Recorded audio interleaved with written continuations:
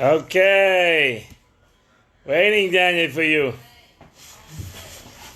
Do you hear me?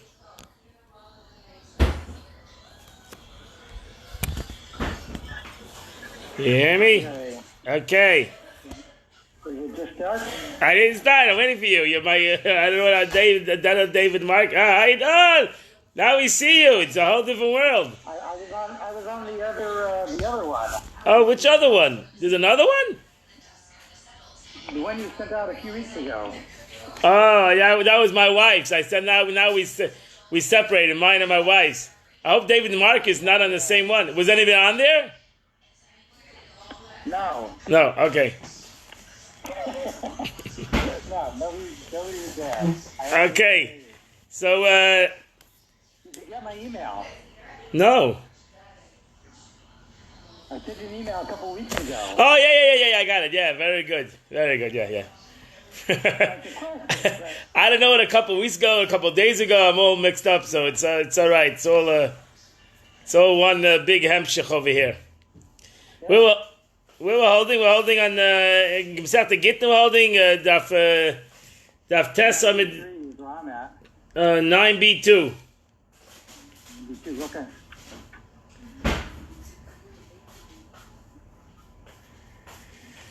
Very good. Okay, so we're holding the Gemara.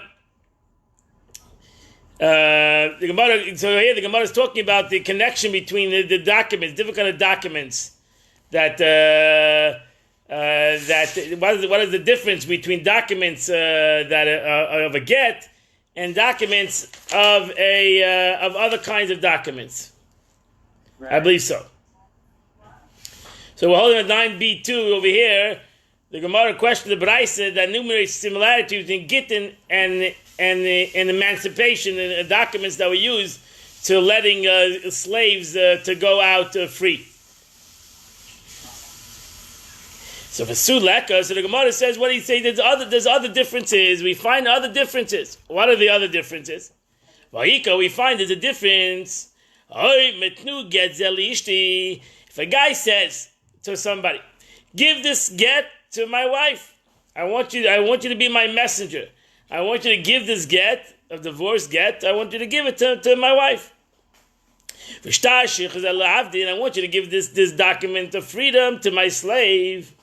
Umeis, and the guy died before the document came, the messenger brought the document to the wife or to the slave.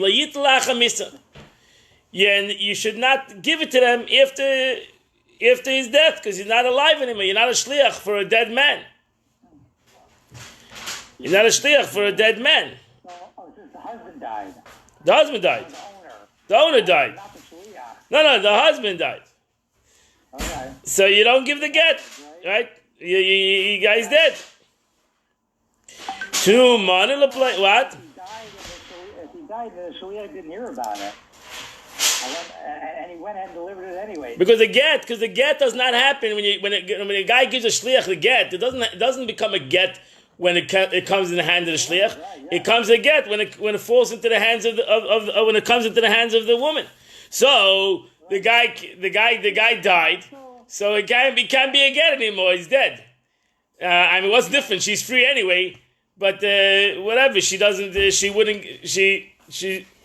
It's not an aspect of a get. I don't know what would be the difference.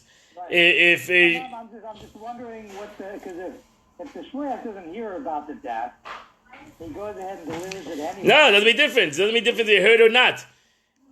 Doesn't make difference. So basically, for the woman, it doesn't matter. Either she's divorced or she's a widow. Either way, she's not married to him. She's not married. Well, maybe she doesn't want to be a widow. Right. But with the slave is different, right? Because he would be inherited by the children. Right. So the children will inherit him. Right. So versus being free. Correct. So now he's got to go and convince the children. Oh no, he doesn't get. If the get's a get, she doesn't get a Yerusha. That's the problem. If the get's a get and he died, she wouldn't get Yerusha. Now that the get's not a get, she gets Yerusha. Exactly. Okay. Right. No money, so the guy said, give money to somebody else, and he gave him the money to the messenger, and that's Danny. That is Danny. Alex in the where are you again? Alex Song in the Valley is listening on live, so he sends you best regards, Danny. Okay. He says okay. He waves to you. So so the Gemara says, if you gave a witness, if you gave a messenger money to give to somebody else, and the guy dies before you gave the money, you should give the money. The agent gives the money. So here we find something else that witnesses that a freedom of a slave is compared to the get of Isha. We find something else. So the Gemara answers, Kikitan Milsa de Lesser Bishtaris. When we're looking for something that witnesses and a get and freedom of a slave have in common that doesn't have in other documentation. Milsa de Isha Bishtaris like Tani. The money is not a document. Correct. It's not a document. Milsa the Isa Bishtaris like Tani. The things that apply to documents doesn't. Shalom Ravavin Mishmei Ravavua. As Ravin said the name Ravavua. Have you doing Sheshalach Lezer Gela Mishum Rabbeinu? Was known Rabbi Lezer sent the following message to the diaspora in the name of our teacher. If a guy who is very sick says, I want you to write a document. I don't just want you to go and give money to somebody else. I want you to write a document.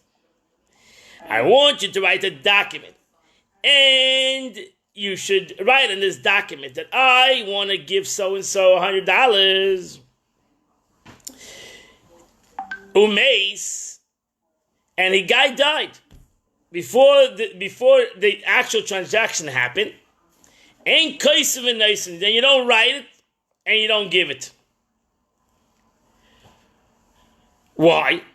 Regular law is that tzavash chimera, when it comes to money, that tzavash chimera, the command of a person that's dying, you follow through as a legal thing. Why? Because once he slipped in to sign a document, he put a wrench in the whole situation. Because he wanted that it should be written. And he wanted that it should be accomplished through the document. If the guy would have said, let's give $100, then he didn't want it. The second he said, I want you to write a document, so that showed that he wanted to have it connected to a document. And now, and there's no documentation after death. After death, he's died before this thing was done, then you cannot do it. Okay, that's the end of Gemara. Right. And that way, a regular star is like a get or a correct. A document of freedom. Affect the Gemara. The Ikalishma. There's a concept of a get must be written for the sake of the woman,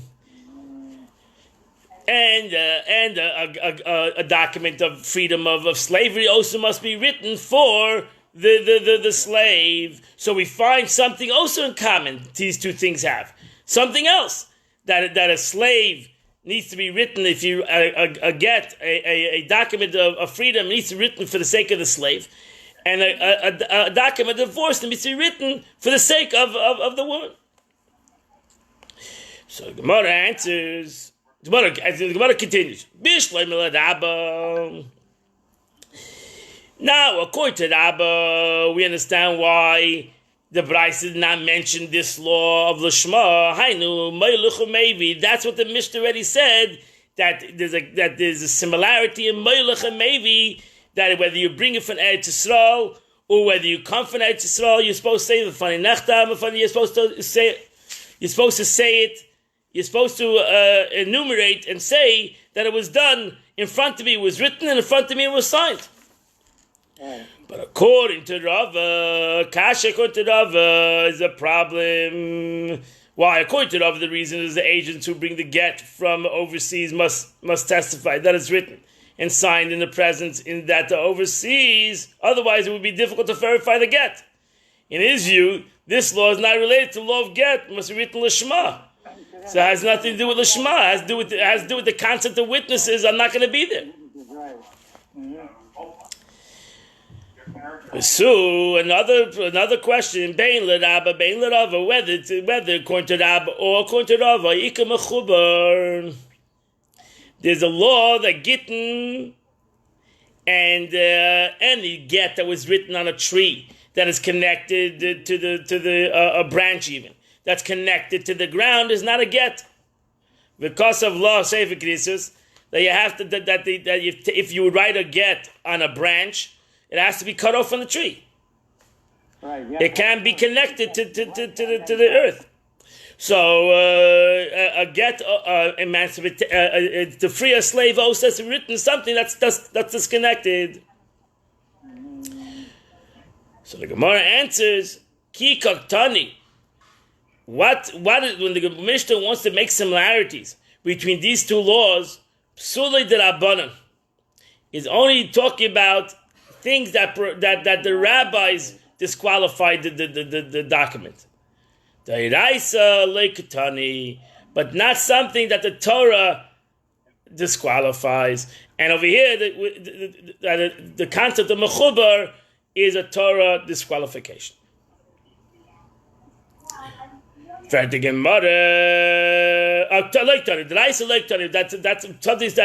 that is. I'm sorry, it's the opposite. Something that is not disqualified. Midatayra, it doesn't to the Shema is disqualified. Midatayra, right? Going to idolatrous court, the psula deraisu. Going to idolatrous court is a negation, disqualification, total disqualification. And he said that there's no difference between a get going to a goyish court or going to a goyish court, not a goyish, an idolatrous court, going to idolatrous court with an evid, with a slave. The sudarai. This is a Torah disqualification. Uktani. Mm-hmm. And nevertheless, you learn it. So the Gemara answers, Be'edei Mesira. That we're talking here about, there's a concept of there's an aspect of Eidei Mesira where when you hand a get, if there was an agent that brings over a get and he hands it to the wife, he has to have Eidei Mesira. He has to have witnesses of the handing over. That they saw actually even a regular, even if it's a bezdin, the Eidim must see him hand it over. It's called Eidei Mesira. The witnesses of the transmission of a get. Yeah, we discussed that before. What? We discussed before the importance of that. Correct. That whole, you got to have witnesses to that, because otherwise if the ball shows up, then he can maybe hustle the get. But the witnesses saw it delivered. And he said, it was written in front of me for her. So right. We ignore the ball. Let's see the Gemara. And according to Rabbi Lezer, the Amma Eidei Mesira Kaiti. Rabbi Lezer holds that the real power in the aspect of a get is not Eidei Ksiva, is not the witnesses that sign, is the witnesses that hand over the get. The witnesses that deliver the get invest with the power to sever marital bonds, meaning their actions validate the get. So that means according to Rabbi Lezer, that even if you had goyish witnesses, even if you have idolatrous witnesses, it would be good as long as you had Eidei Mesira, kosher witnesses for the actual giving over of the get. So according to him, that idolatrous witnesses is not good. It's only midrabanan. It's not midraisa. Midraisa, Eidei Mesira, having witnesses that handed over the get. That's the most important thing in the get. In other words, even if the Beis Din that issues the document is full of the Kokavim, Right. But as long as you have good witnesses that saw him hand the get, that's considered validated. That validates the get. Yeah. So the Gemarah says, "Mitani Sefer." The Gemarah is not happy with that answer. He says, "Mitani Sefer." If you listen to the end of the Mishnah, it says, Rabbi Shimon says, "Af eluk shedim." Even these are valid. Even these are valid if they were goyim. But Rabbi Zayda said, Rabbi Shimon goes even follows the view of Rabbi Lezer. That he holds that the most important thing is the one who delivers the get, and they have the power. Miklal, the Kamasama, the Tanakama Savaloi. So if you understand Rabbi Shimon's statement, then you have to say that he holds that the Tanakama does not hold it like Rabbi Lezer. The Tanakama does not hold that Eidim Mesirah Kaiti. The most important things is the one who gives over the get. The Tanakama holds the most important thing is the one who signs the get. If you understand the Sefer, Rabbi Shimon's statement in the Sefer, the most important that Rabbi Shimon says goes into the Shita of Rabbi Zayda, goes into the Shita of Shimon, the Eidim Mesirah Kaiti, and he says that it's even Rabbi Shimon holds even if it was kusim, it's good enough. That means that the Tanakama disagrees with Rabbi Shimon. And if the Tanakama disagrees with Rabbi Shimon, then how do you then this whole thing, this whole answer that he just said falls off. Right. Well, you just left with the question again of why. So now the question is why didn't he add these things? Why didn't he? So the Gemarah answers. Yeah, it could be that even the Tanakama thinks it. Let's see the Gemarah. So the Gemarah gives another twist, and it says Ike benayu shemus muvakim. The difference between them, whether a get on which the names of the witnesses are characteristics of idolaters. Not Jewish names. I mean, the names Jews are not called. Is valid in a get. The Tanakama holds that even such a get was a disqualifier of rabbinical law. Rabbi Shimon holds, according to Rabbi Lezer, Rabbi Shimon holds that it is a valid get, even though it's not a name that is used in a Jewish but so according to this, correct.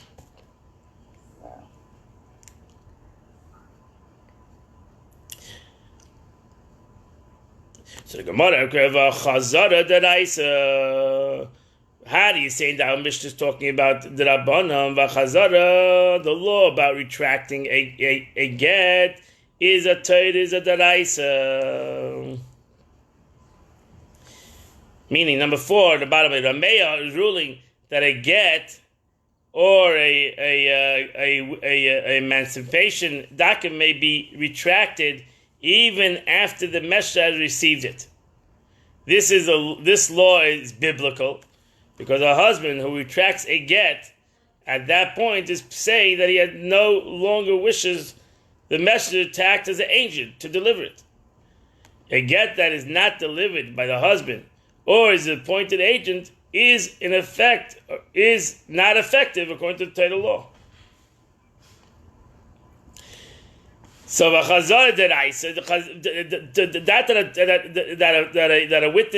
a husband can retract is a Torah thing, ukotani, and yet the Brisa teaches us even though it's a Torah thing.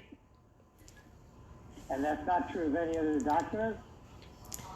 What? Yeah, because it has to be totally. Yeah, because it has to be written and given because of a nasan law. So it has to be totally. It's interesting because today when they do a get, especially that they send over to another place, they take it out of the husband's right. They say that the husband gives over the right to the bezdin. That's how they take it out for them from ever be able to say that the get is not a get.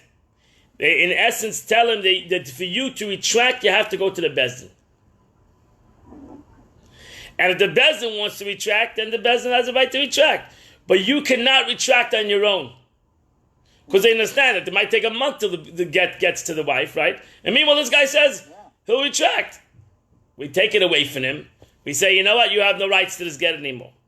This get became now the property of Bezdin, and you cannot retract anymore because it's not yours. It's not yours anymore. It belongs to the Bezdin. But Minat Torah, if you take out that thing, Minat Torah, the guy can always go back. As long as the person did not receive it, the wife did not receive it, the guy can change his mind. You always can change your mind as long as you don't Mashiach and a behema. As long as there's no giving over I can change my mind. There's a concept of a chazaka. With a person, until the person not muhsik in the thing, I can change my mind. Yeah. So the Gemara answers as follows. We're getting to the end of the new Mishnah in a minute.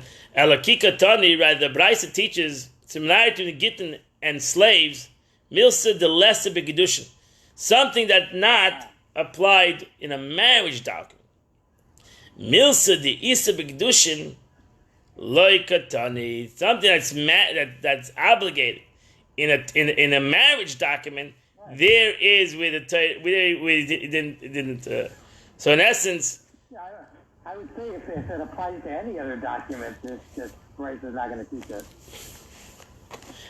No, there are certain things that it can apply to a situation of a legal document. When it comes to money, there are some certain similarities. Yeah. In fact, the Gemarah Gittin, law of retraction applies in marriage document too.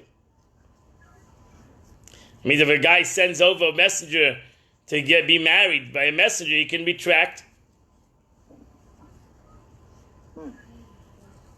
So the Gemara answers Shichus Baal Korcha.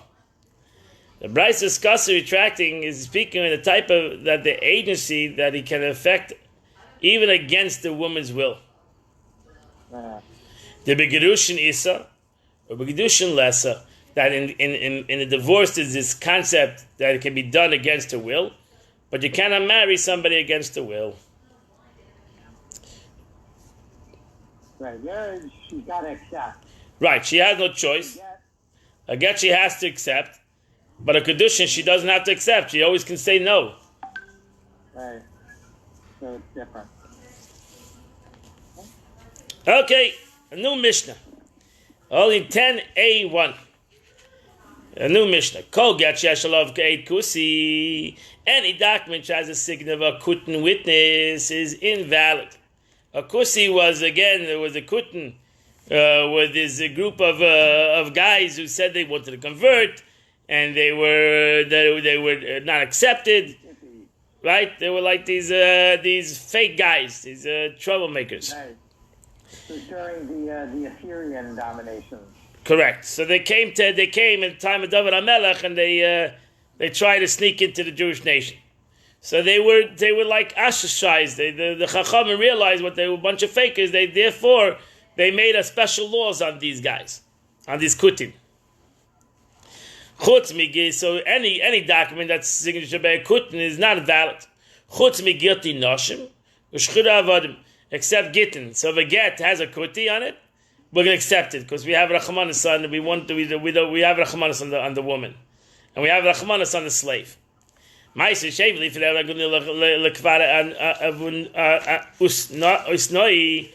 It happened that they brought a document to Rabbi Gamliel, get isha, a woman's get, and on it was witnesses of kutin v'hechsh, and he ruled that it's a valid get. So the Gemara brings a story that strengthens the Tanakh. Yeah. Okay. Oh.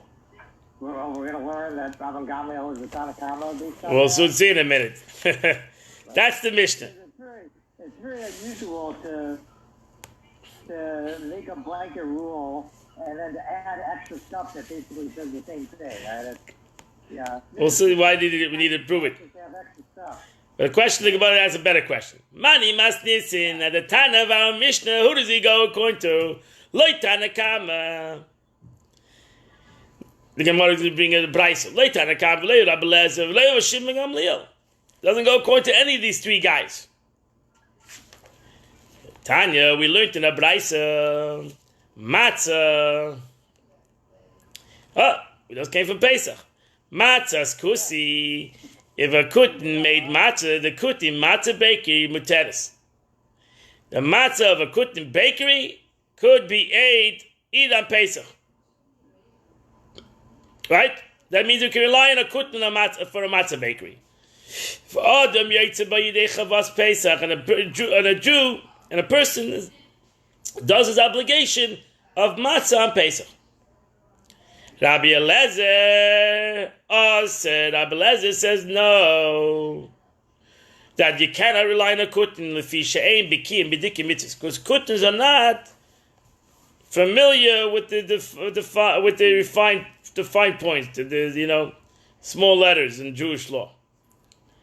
Rabbi Shimon ben Gamliel lemer kol mishra shechziku beikutim. Any mitzvah that a kuti took upon himself, harbe medaktim be'yesim Yisrael, they're better than the Jews.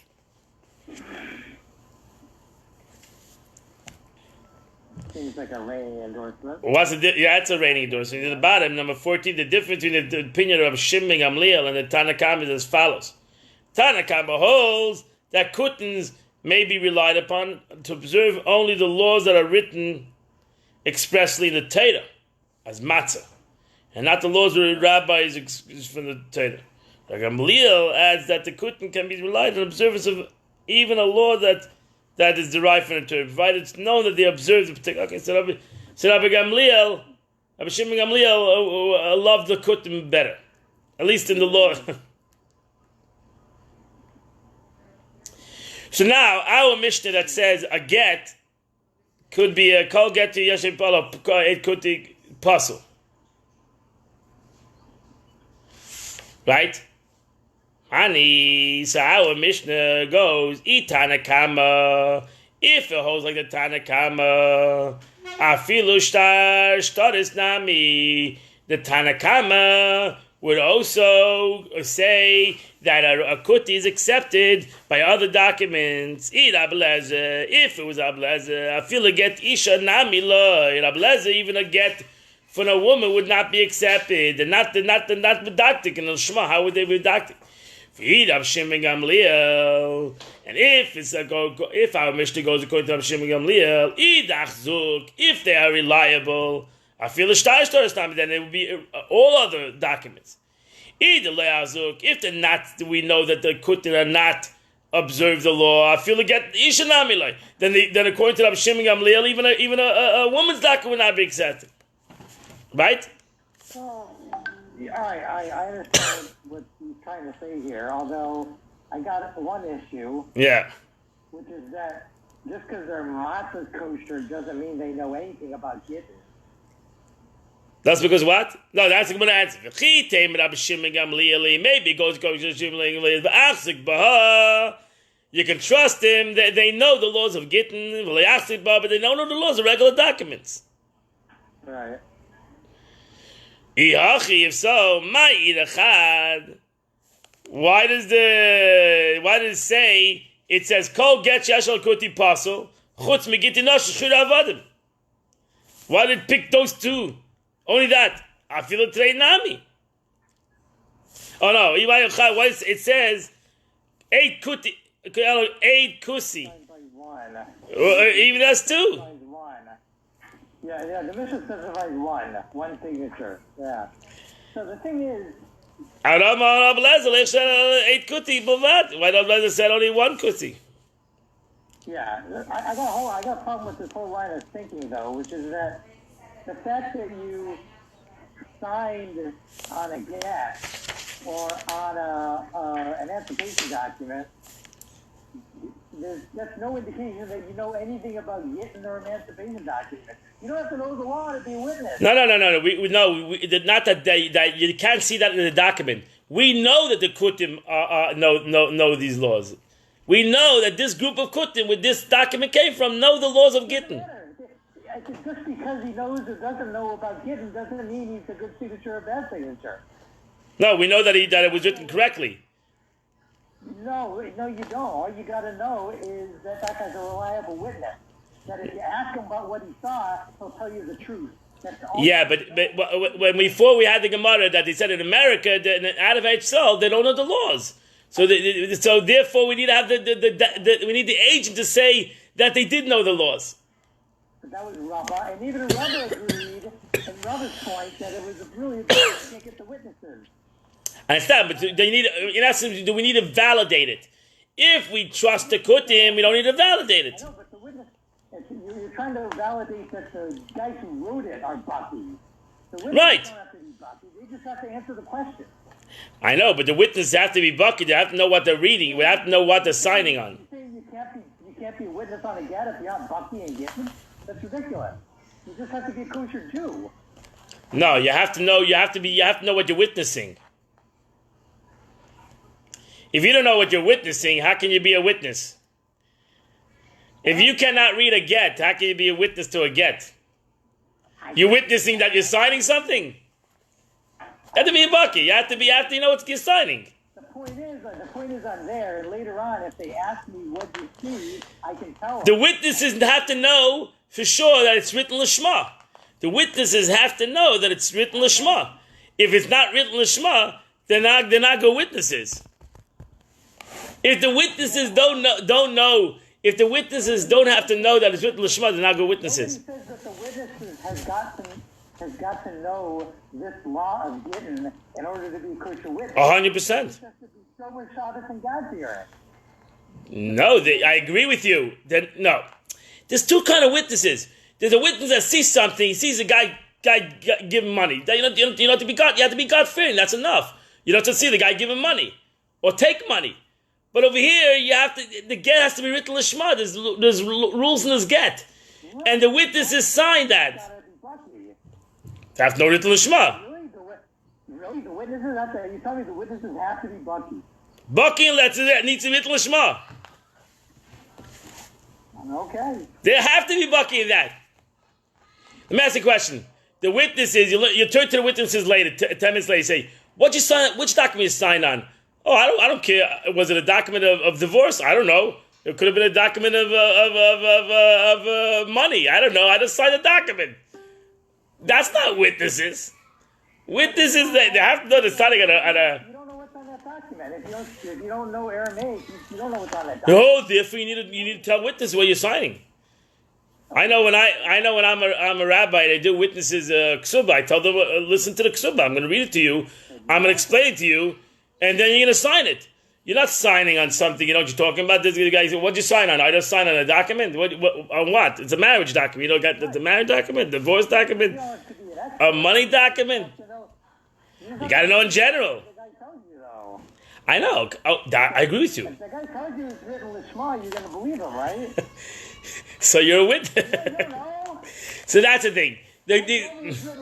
That's why, in general, as I said in the beginning, we started the Gemara, that by Gittin they usually have the regular same witness. They don't stump two people in, because especially Gittin is very difficult. It has to be. There's so many particulars that it needs to be done in the right way. That okay, whatever. So Gemara answers La'olam Rabbi Lezer. So Gemara answers that it goes according to Rabbi Lezer. Rabbi Lezer was the one that says She'ein became B'dukei mitzvahs. Rabbi Lezer also. So how come over here the Mishnah says we're going to accept it? By the Chasim Yisrael b'seif. That another witnesses signed the document. They had. So what do we need to go? The lad the kusi chaver haver. Because if the kusin were not a chaver, the Jew would not allow him to sign in the beginning. So we're talking about in this situation that the get was signed by one kusi, But now the get signed by 2 kusim. That's it. So the guy was signed by 1 kusi, and there was a Jew that signed underneath him. So, in essence, a Jew that's underneath him would not sign with a kusi that he didn't trust. So now, not only do the Adam have to be Bucky and the Gittin, they got to be Bucky in each other. If there's a kusi. If you're going to have a kusi sign with you, you better make sure this kusi knows what he's signing. If so, that's the whole concept. The whole concept is that you have a kusi, this guy kusi, this non-Jew, who signed first. Now you have the Jew who signs after, so the Jew that signs after is going to make sure that the kusi knows what's going on. I feel starting to tell us now. So what's the difference to regular doxing? Elamrinan. The reasoning is different. Rav chashava leman dekoshiminei. He left space the signature of a Jew who is older than he. The Jew whose signature appears in the document witnessed the testimony together with the Jew older than he and the Kut. When the Jew signed the document, he thought that one of the older Jew would be called. So he thought that the other guy, the other Jew would sign it. Ultimately, the other Jew didn't sign it. He signed the bottom of the document so that the signature of the older Jew would appear above him. But the Kutin was called and signed the document instead. And he signed in the space above the single Jewish witness. Which such a scenario is possible. The fact that the signature of the Kutin witness appears above the Jewish witness does not prove that the Kutin is reliable. So maybe the story is different over here. The guy, the Jew signed second, not because he trusted the guy on top, because he thought somebody else was going to sign on top. And therefore, therefore, only the get will trust him. Only the get will accept this get, but not in a regular document. Yachanami, here too. Rav chashava leman dekoshiminei. So therefore, it's not because he's liable. Amar Papa, they say by ruling that a get signed by a kut witness is valid by another document signed by a kut and witnesses. The Mishnah teaches us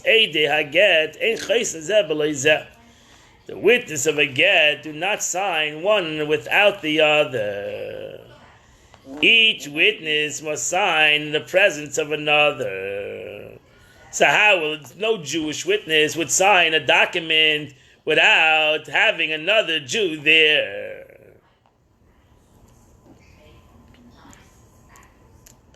It's interesting. I know it's connected, but when you do a kinyan, we do a kinyan gabi suda. He picks up the person picks up a handkerchief in front of the witnesses. It has to be not the Rav's handkerchief. It has to be the witness's handkerchief. He has to give they have to give the handkerchief. They have to be involved in this thing. It's not that does their seeing. They have to be involved in the transaction. In the transaction. Right. So it's not that the rabbi is there and that they're watching it. No, the Rav has to give them the handkerchief. They have to be kind of the handkerchief, and then they have to give him that handkerchief.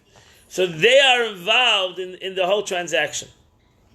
You want them involved. They're the one who Eidikim. They're the one who accomplished does the whole thing. So they have to be involved. Of course, that way you'll remember it better. So Gemarah says, "My time. What was the reason of this decree that 2 witnesses should be there the whole time?"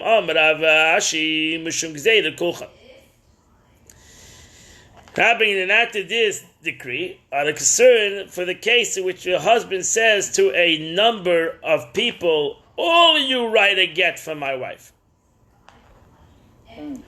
which is interpreted to mean that the husband wants one of them to write a get and all the others to sign.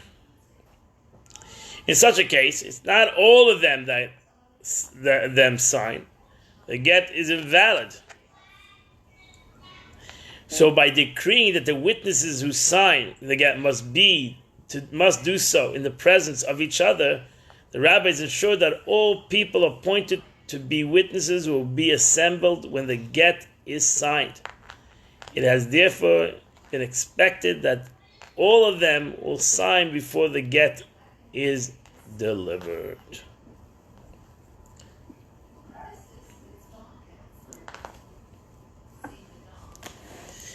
Gufa, let's go back to the Mishnah. The Mishnah says, Rabbi Lezer says, they accepted for a get only a single kutin witnesses. That only if a get was signed by two kutin, it was not accepted. It had to be signed only by one. Maika Mashma, what does the Mishnah want to tell us? Tanina, we learned in the Mishnah, Kol get yashlav eight kusi pasul. Any document which there's a signature of a kutin witness singular is invalid, except gittin for woman. From our Mishnah, it's apparent that get is valid only if there's one witness of a kutin. So you see from our Mishnah, Imas Nisan, if you only draw the conclusion from our Mishnah, I would say, Afilu taiti nami, even if there was two kutnis, is also be valid. And that's the fact that Mishnah only mentions one. Because it comes to teach us that really in a regular document, even one would not work. But in a get, even two would work. So therefore comes Rabbi Lezer and says, no, we will never accept a document, even a get. We will never accept that a document that's signed by two kutin. We would never. Taiti loids, the Gemarah, two of them are not accepted. Tani, we learned in another Mishnah, the Mishnah says, and they brought a get to Rabbi Gamliel, get Ishav a dove. And it's sounding there that it was plural, there were two witnesses. And he accepted it. So a dove sounds like two. Amar Abaye, Tani Eida. You have to change the wording in the Mishnah. The word in the Mishnah is not a dove, it's a day.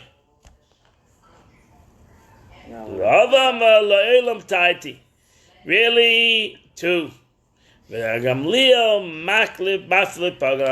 disagrees with Rabbi Lezer, and Gamliel holds that even if there was two guys, so it's a machlekes in the Mishnah. He said it's a machlekes, one or two. Chsudi mechsere, and in the Mishnah is missing words. This is what it says. Rabbi Gamliel machshe b'shnayim, u'ma'aseh nami, and the Gemara. So that's the story. So the Mishnah is missing a couple words. It says Rabbi Gamliel accepts two, and it brings a story to prove Rabbi Gamliel. That answers your question you asked before. So either Rabbi Gamliel is arguing with Rabbi Lezer in the Mishnah. This is not saying the same thing. One holds one holds two, or you're going to say that the Mishnah said Rabbi Gamliel says you need two, and the Mishnah brings a story Rabbi Gamliel that two he accepted, which is a chiddush. That he would accept two kutim, he would accept these two guys as witnesses.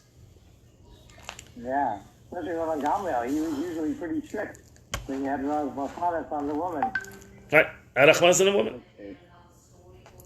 Okay, so another Mishnah, holding a new Mishnah. New Mishnah. What? Remember he went to Rabbi Yehuda? Right, correct. Right? New Mishnah. The Mishnah now goes into the concept of shtaris. The Mishnah Gemara here is into the aspect of shtaris, of documentation. So the Mishnah says, "Kol hashtaris olam barakoy shaloi dechav." All documents that are processed by courts of idolaters, even though the witnesses are signed by idolaters, kshedim are kosher.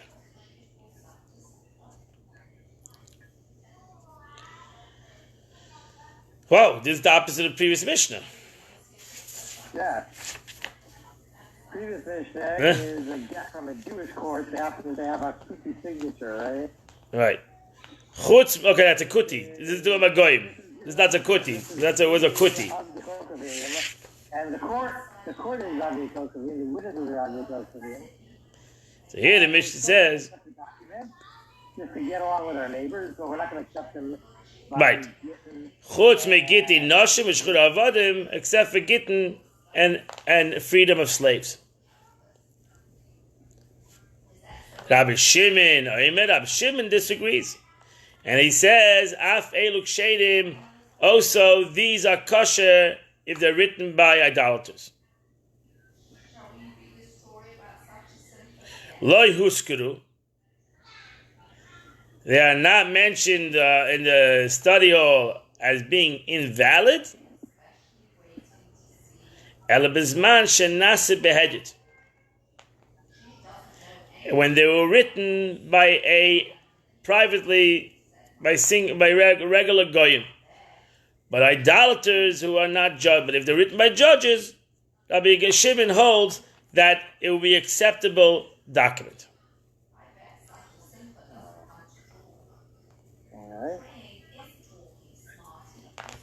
Okay, so now it's the Mishnah. The Mishnah in essence said all documents processed by courts, goyish courts, is good. So now the Gemarah says, "Kav pasuk v'tan." And the Mishnah states this rule categorically: "Lo yishtanu mecha, lo yishtanu matan." It doesn't make difference either documents are sale documents for sale documents or gift documents. All these documents are kosher. Bish the Gemarah asks a question. Bish lo mecha. It's understandable. Documents regarding sales. When the buyer gave money to the seller before the judges, who dekana? That was the kinyan. The giving of the money, the transfer of the money is the kinyan. Ushtara raya b'alma, and the document is only there as a proof. So therefore, the iu lo yahav v'zuzah kamayu, because if the buyer had not given the money to the seller before the judges, he would never damage his reputation. By writing a document for him. So the documentation is not a kinyan. The documentation is just proving the kinyan, right? The documentation is proving what happened. So it can be done by judges that can we trust that, right? Elamatana. Right. We're relying on reputation effects, that they're not gonna falsify a document as a favor to the tax. Right. Elamatana, but when the gift, the maikani, in which way does he acquire a gift?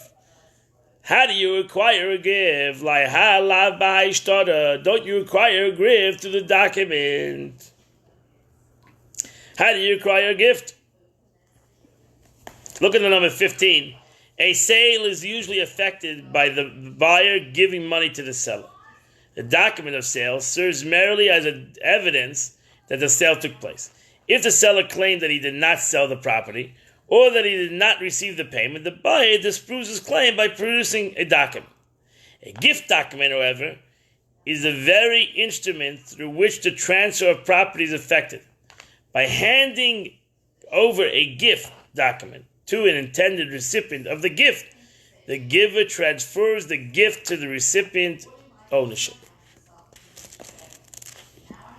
So looking at the term sale and gift are used here loosely. In fact, the sale of land, but not movable properties, can be effected by delivery of a document. And a gift can be effected by some means of acquisition other than delivery of a document, in which case the document would serve only as evidence. However, since a gift document are usually by the means of acquisition, the document of sale are usually only for the purpose of evidence. The term gift document is used in reference to documents that affect it. So it's really not the gift and sale. The question is how was the transfer of the property? Was it done through a gift that was done through a document, or was it done through a sale? Transferring ownership or is it money? Right. Or something else? Correct. Some other act. So really, I can give a gift also. I can hand you over the $100 gift. That's also I don't need a document for that. Sword. What's that called? Drawing sword. What? When you pull something towards you. Mashiach. Mashiach. Yeah, right. So the Gemara. So if you can also you also can have a sale. Also, property can be done through documents. I mean, how do you do documentation? You don't even get so it's really document, right? It's not through. But the truth is, nobody's going to write a document if you're not going to hand over money, right? So there has to be. You buy a piece of property, you got to get paid money. That creates this chain. But ultimately, if it's only done through a document, and the document is done in a kodesh accord, then as the Gemara says, then this document is a chaspa ba'alma, is a piece of, is not worth the money it's written on. Is that what the? That's what the Gemara says. La b'haishtara chaspa ba'alma. But this document, since it's signed by idolaters, is a mere shred. It's garnished. If it's only there as a backup, we can accept it. But if it's there as the actual transaction, then it's nothing. So now, how does the Mishnah say that we're going to accept this document? So Amar Shmuel. So then comes, so L'chayre is L'chayre tak in America today, all these documents. That's the question. All these documents. I come to Bez, I say, it's all Balamaises. It's been signed in the court. It's not worth anything. It's the Gemara Mashmul, therefore, that's an important thing. Mashmul, comes Shmuel, says, Dina Machus Dina. That's a general rule. So when it comes to money, Dina Machus Dina, you got to follow the law. So the law of the land is, these are the documents. And when you sign these documents, you're obligated yourself, you sold something, you gave something, that's the way it goes. Dina Machus Dina. Another way you can answer it. Tani chutz migite michi gite nasha. It's like gite nasha. So what?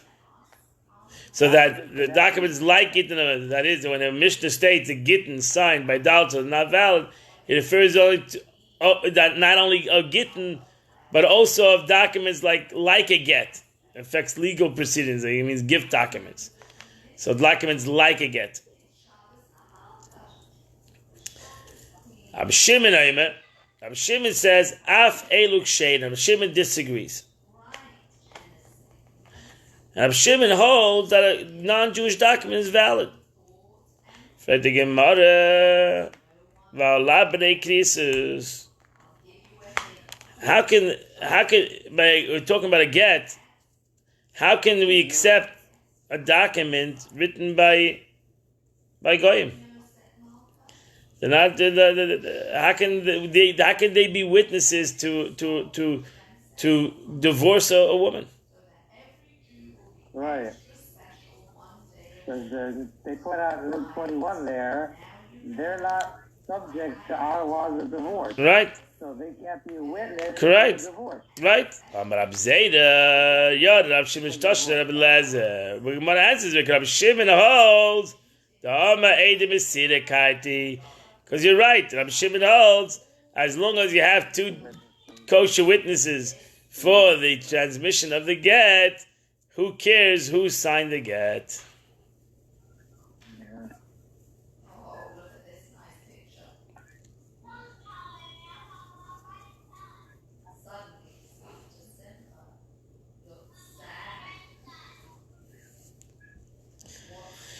So the Gemara asks a question, but according to this, we know Rabba said, we know Rabbi Lezer agrees that a get which is flawed from within, what would that mean? It's signed by ineligible witnesses, is invalid. So although Rabbi Lezer permits a get that is not signed by any witnesses, he concedes that a get signed with ineligible witnesses is invalid. So if Rabbi Shimon holds like Rabbi Lezer, how does he agree that two non-Jewish witnesses does not make it invalid from its essence because it has two non-Jewish witnesses?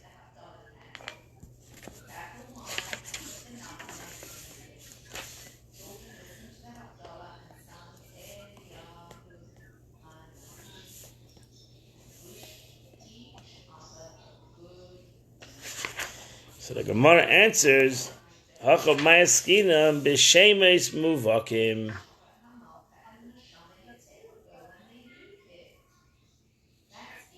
They're obviously non-Jewish names. Obviously non-Jewish names, and therefore, Because it could be Gemarah, okay? so what happens? What means the obviously non-Jewish names? A Mishnah refers to a get which is names the witnesses are characteristics of idolaters. Shimon rules that such a get is valid even though it was signed by idolaters. Such a get is valid even according to rabbinical law, since it is clear that the witnesses who signed the get are idolaters. The rabbis were not concerned that there might be witnesses of delivery. So if you pick two real goyish names, right? So that's what Rabbi Gamliel said. You ate in Mesida. If you pick two real goyish, real. In other words, if the witnesses are not that are signed on the document aren't even making any sort of pretense of authenticating it, Right? You can just ignore them. Right, because you have the Eidim Mesida. Yeah, the Eidim Mesida. Right. You go by the Eidim Mesida.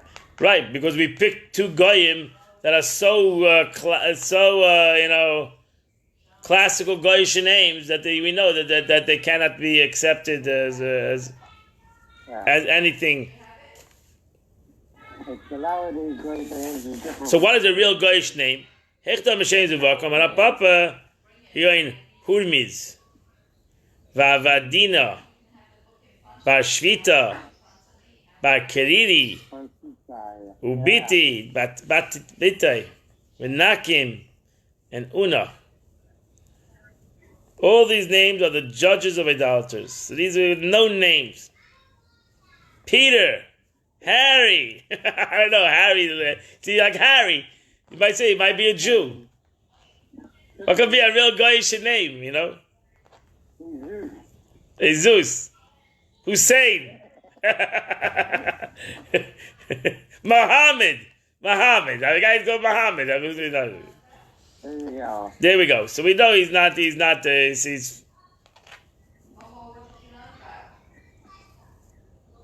All right. okay, so we'll continue Mitchum next week. We'll hold 11A. Have a wonderful evening, my friend. Great to learn with you. Take care.